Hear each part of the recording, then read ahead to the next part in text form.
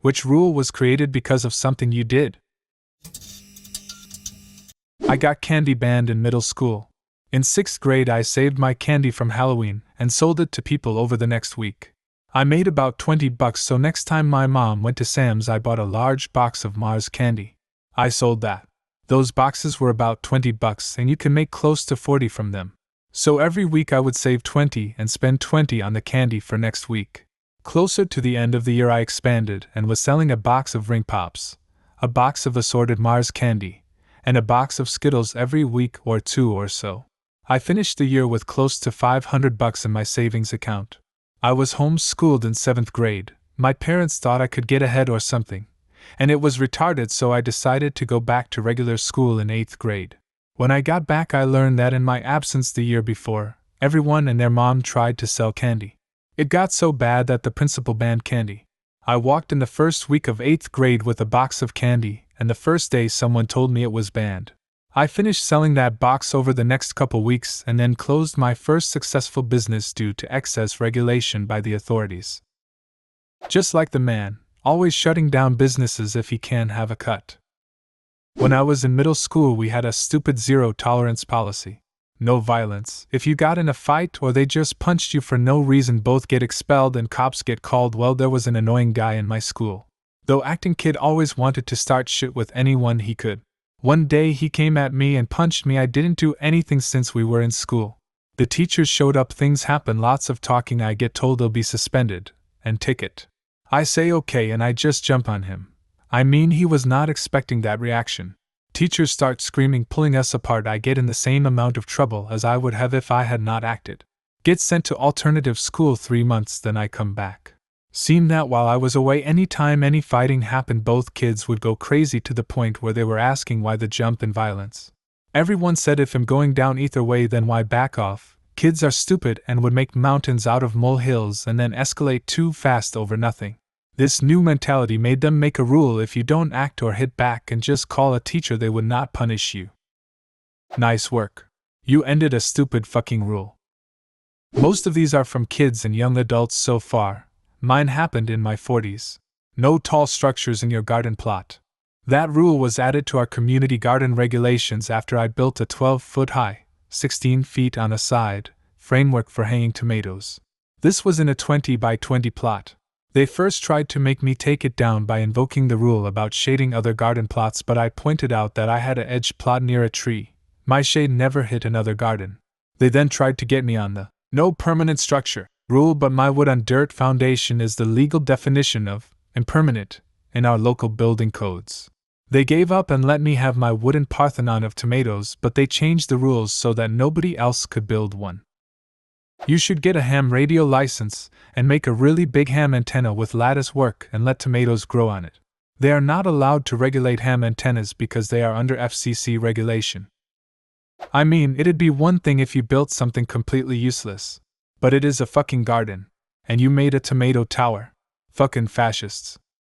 Me and a friend in high school kind of forced the school to make a rule on how clubs organizations can raise money.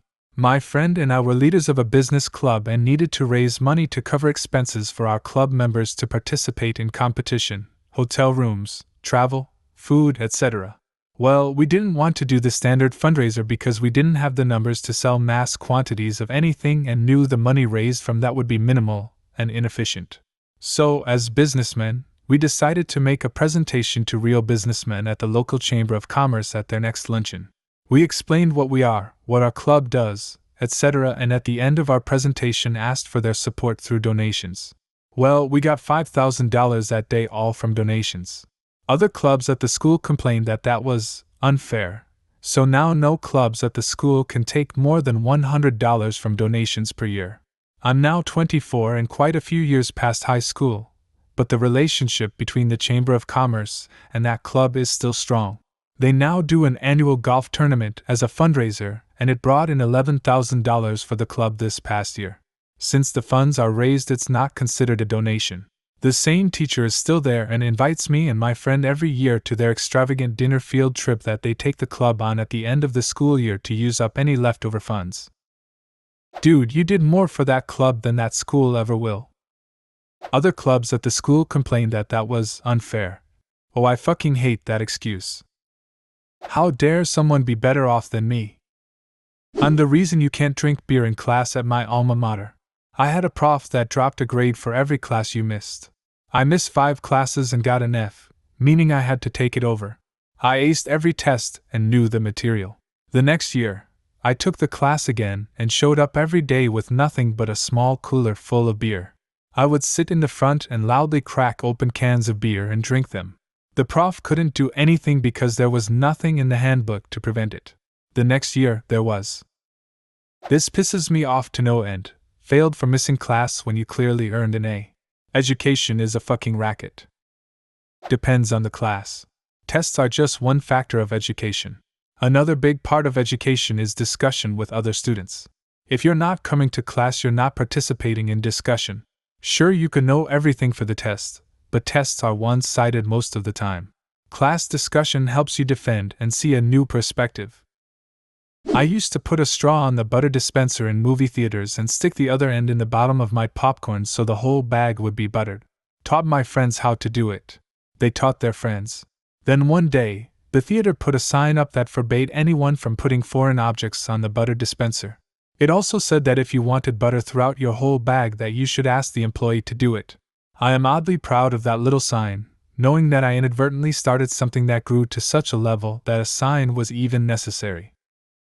Your one mistake was telling other people. This is why I haven't told anyone you can skip those pathetic little paper cups and just take a drink lid, flip it upside down, and pump a big-ass pile of ketchup into it. Might be a coincidence, but the Skype update that added a word limit to messages came out the day after I used copy-paste to send my friend somewhere in the realm of 12 billion smileys at once. 12 billion S is 24 billion bytes, or 24 gigs. That's a hell of a message. He could actually lag the server to some extent. That's probably why they banned it. Returning back to college for homecoming, me and 8 other guys went to a Best Western's quiet bar in the morning before the football game for some hangover helping Bloody Marys and breakfast. When we arrived, we found out they served bottomless mimosas. Wrong move. We drank the entire rest of their stash in one sitting, 25 plus bottles, and paid $4.99 apiece. We decided this would be a great way to start the following day as well. When we arrived, however, we were informed that because of our antics there will be rule of a maximum of 3 mimosas per person, and stated starting that moment we went back the following year, still had the rule. In 5th grade I got yo-yos banned from my elementary school because I tried to do a sweet trick, but I forgot to put my damn finger through the loop. So I'm acting all cocky like only a 10-year-old can, attempt aforementioned sweet trick, only to see my fireball go flying across the classroom and hit my teacher right in the forehead. Whoops. Well, not really banned. Just made them put up a huge sign. Me and a buddy were donating blood in high school. Our school turned our gym into a donation center 3 times a year. We were juniors in school, both 17. So we fill out the paperwork, read the packet, blah blah blah. When we get to the tables we look at each other. Not sure who said it, but someone said, "Wanna race?" and the other agreed. So when they put the needle in our arm, the nurses walked away since it usually takes a while to donate. Just as they walk away we start squeezing that little red ball as fast as we possibly could. We both filled up our blood bags in about a minute. The nurses were worried and had us sit down on the bleachers for the rest of the day. Next year when we sign up, we are told we cannot go together. We still did. It was a mix of going to a small school and us not giving a fuck. When we got to the gym there is this sheet of paper on the door that says, "If you donate in under 5 minutes your donation will be terminated. Please, IT is for our time and your safety." Everyone knew it was us. TLDR, me and another dude had a blood race. I lost. Only 1 car per parking space in the high school parking lot, because that needed to be stated. My school had this rule. When my father taught me how to drive a motorcycle they made it simply because we started parking 2 or 3 to a space. They didn't like that we did it for some reason and told us only 1 to a space. So we started parking on the school's sidewalks. They eventually painted an area for us to park our bikes specifically. This all came after one idiot drove into a friend's bike and claimed he couldn't see it in the space until he was already driving into it. Literally, you would have to be blind to not see it in time and stop. When my dad was in college, he and his friends would hang out at the pool hall in town. They would ride their bikes there, and park a bunch in one space so they only had to feed 1 meter. The police told them they couldn't do that, so the next week they each parked 1 motorcycle per spot on both sides of the street. The week after that, the space in front of the pool hall was labeled motorcycle parking.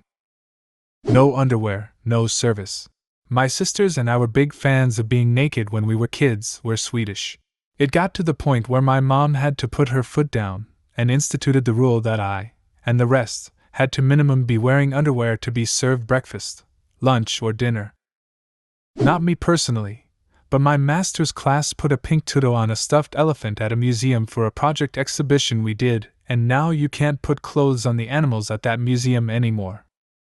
Which rule was created because of something you did? Leave a comment and subscribe to the channel if you want to see more videos like this one.